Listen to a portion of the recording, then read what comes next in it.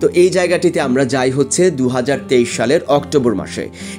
এইখানে এই রিসোর্টে আমরা আসলে 2 রাত থাকি।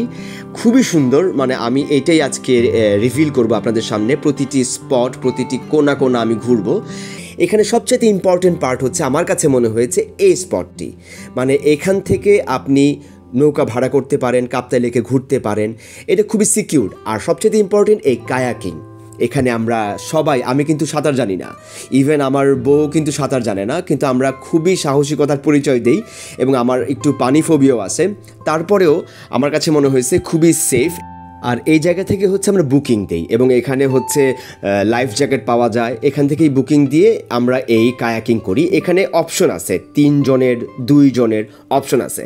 সো আপনারা যদি শুধু 2 জন থাকেন, হাজব্যান্ড ওয়াইফ, দেন হচ্ছে 2টা নেবেন, 2 জনের বসার সিট।